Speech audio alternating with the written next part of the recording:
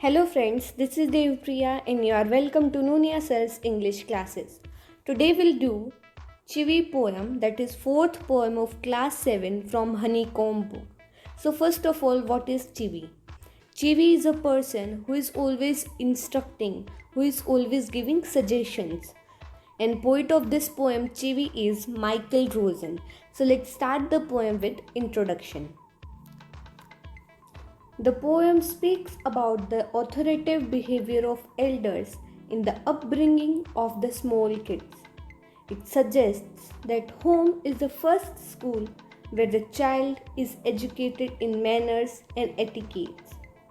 Now let's see the rhyme scheme of poem. So for it, we'll see the last word of every line. So the first word is like. Ending sound is I. So we'll label it with letter A. Next is up.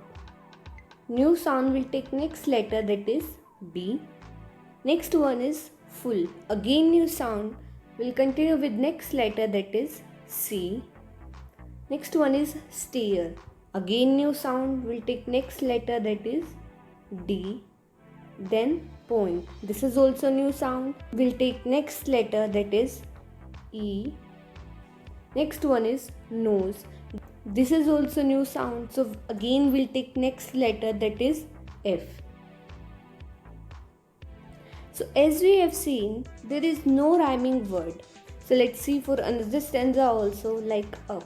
Let's label it with letter E. Next, please. New sound will take next letter, that is B. Then noise. This is also new sound. So we'll take letter C. So as we have seen, there is no rhyming word and the poem is not having a proper metric system also. Like if we take example, some lines, they are too long and some they are too short. Over here also. So no metric system, no rhyme scheme. So we can say this is a free verse poem. So it is a free verse poem. Now let's see the explanation of the poem.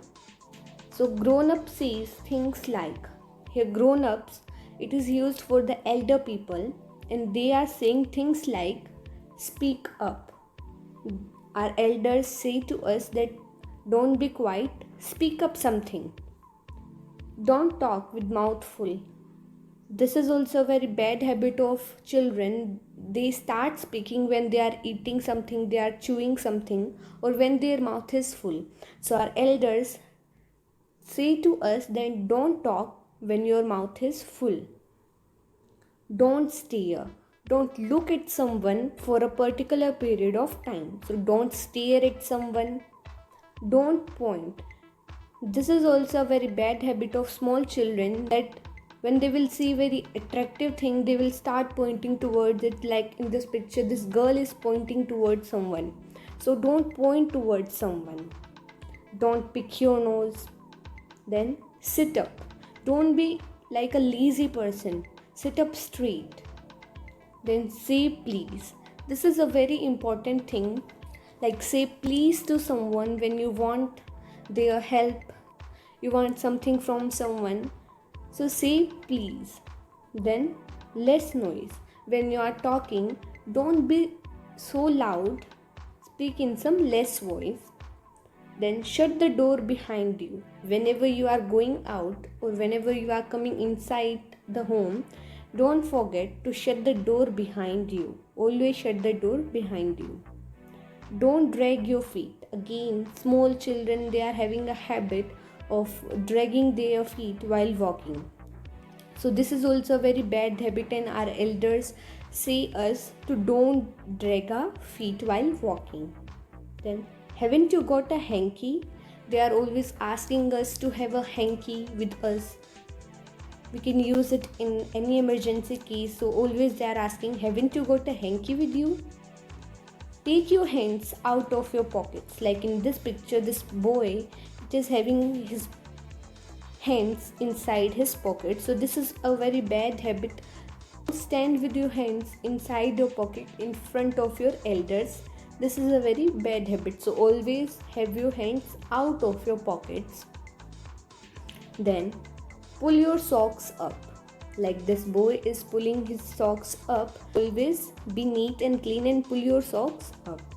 And stand up straight. Again, don't be lazy in standing. Also, don't stand in some different styles. Always be straight when you are standing or sitting. Then say thank you. This is also a very good habit, that we should say thank you to someone. They are helping us, they have given something to us, so always say thank you. Then don't interrupt.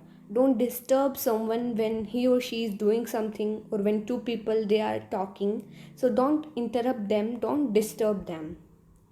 No one thinks you are funny. Don't think that people feels like you are a funny person.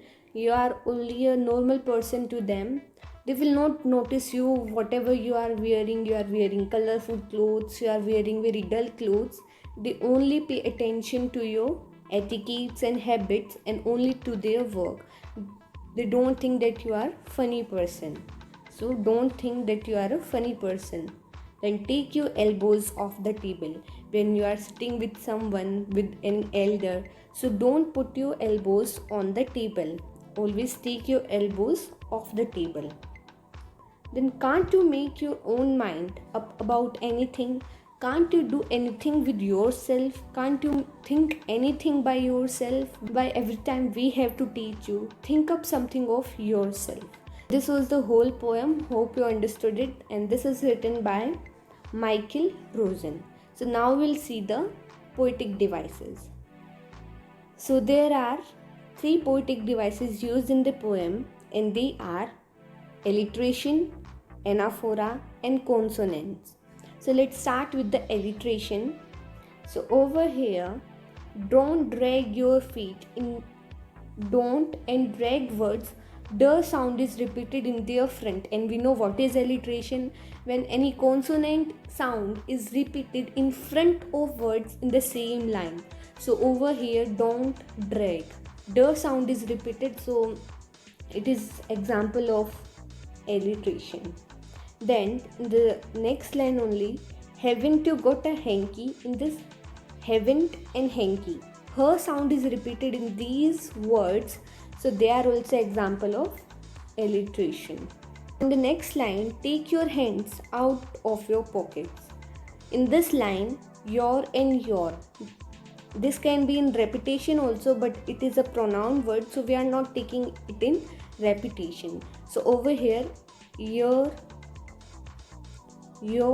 and yo, this sound is repeated, so we'll take it as example of alliteration. Then stand up straight. In this line, sir sound is repeated in front of words stand and straight, so they are also example of alliteration. Then take your elbows off the table. In this line, t sound is repeated in front of words take and table, so they are also examples of alliteration. In the last example, can't you make your own mind up about anything? So over here, make and mind, in these two words, m sound is repeated in their front, so they are also examples of alliteration. So now let's see examples of anaphora. We know what is anaphora. When word or phrases are repeated in front of upcoming lines to create a special effect, then it is known as anaphora. So if we see in first stanza, from third line to the last line, here don't word is repeated. Don't talk with mouth full, don't stare, don't point, don't pick your nose. So don't word is repeated, so it is example of anaphora. Now the last poetic devices, that is consonants.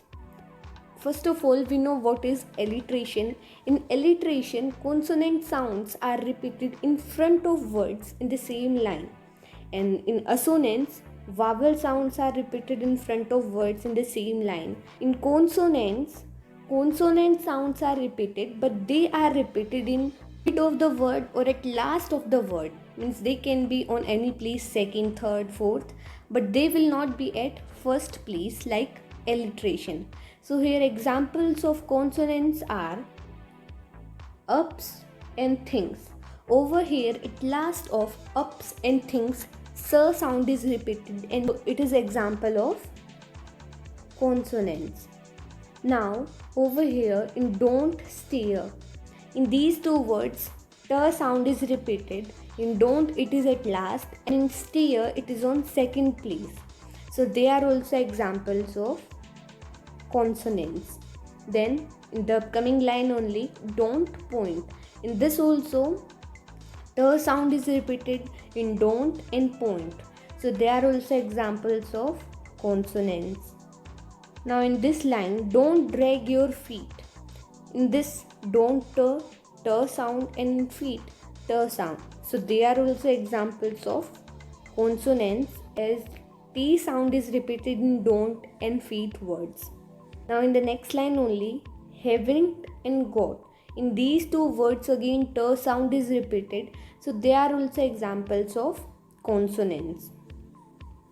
Again in the next line, hands, pockets. At the end of these two words, s sound is repeated. So again they are examples of consonants. Now in the next stanza, second line, stand up straight. In stand and straight word, t sound is repeated. So they are also examples of consonants. Again in same stanza, don't interrupt. Again t sound is repeated in don't and interrupt words. So they are also examples of consonants. So that's all for today. Hope you understood the poem very well. So like the video, share it and subscribe to our channel for more educational videos. We'll see you soon with our upcoming videos. Till then, bye bye. Take care.